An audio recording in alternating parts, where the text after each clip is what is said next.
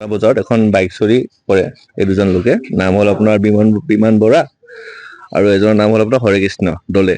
দুজনৰ ঘৰ বোকাখাটত ঘৰ। তো ইয়াতে বাইকখন চুৰ কৰি লৈ আনে আৰু অন দা ৱে আহি থাকোঁতে জাপাই ওজা বুলি যোনটো জেগা আছে তাতে সিহঁতে যোনে গাড়ীখন ৰখাব খুজিছিলে এখন গাড়ীৰে, তো চুজুকি গাড়ীখনৰ সৈতে এটা গুলি মাৰে, গুলি ফায়াৰিং কৰে। তো ফায়াৰিং কৰি মানুহ কাৰো একো নহ'লে, ফায়াৰিং কৰি সিহঁতে পলাব সক্ষম হয়। তো লগতে আমি খবৰটো পাই গোটেই আমাৰ শিৱসাগৰ পুলিচক এলাৰ্ট কৰা হ'ল, নাকা চেকিং বঢ়োৱা হ'ল ভালকৈ।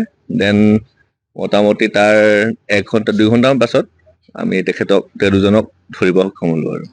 কি চাৰ্জ জব্দ কৰিছিলে আপোনালোকৰ? তেওঁলোকৰ পৰা এতিয়ালৈকে আমি চুৰি বাইকখন পালোঁ আমি, লগতে তাতে আমি ফায়াৰ গুলি আছিলে সেইটো পাইছোঁ আমি তাতে, আৰু তাতে দুখন গাড়ীত আপোনাৰ গুলি মাৰিছিলে সেইখন পোৱা হৈছে। বন্ধুটো এতিয়ালৈ পোৱা হোৱা নাই। কি কয়? গুলিটোতো আমাৰ ফায়াৰ মাৰি আছিলে, সেইটো আমি ফাৰ্ডাৰ ইনভেষ্টিগেশ্যন গম পোৱা যাব এইটো কোনটো পিষ্টলৰ আছিলে।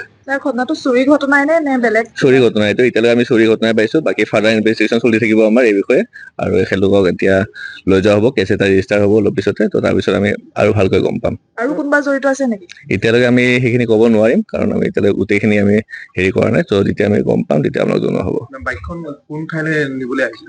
এতিয়াতো আমাৰ আমগুৰি ইয়াতে ধৰা হৈছে, তো তিয়কৰ আমগুৰি বৰ্ডাৰত ধৰা হৈছে। তো মোৰ চলি ইয়াতে চাগে নাগালেণ্ড ফালে নিব খুজিছিলে পিছত গৈ হ'লেও। যিটো তেওঁ ফায়াৰিং কৰিছে ক'ত পেলাই থৈ অহা বুলি আপুনি কিবা হালে কৈছে? এতিয়ালৈকে আমি সোধ-পোছ কৰি আছোঁ, যেতিয়া আমি গম পাওঁ আপোনালোকক জনোৱা হ'ব। ধন্যবাদ। ঠিক আছে। যিকোনো খবৰৰ বাবে যোগাযোগ কৰক আমাৰ এই নম্বৰত 9181 307 2221।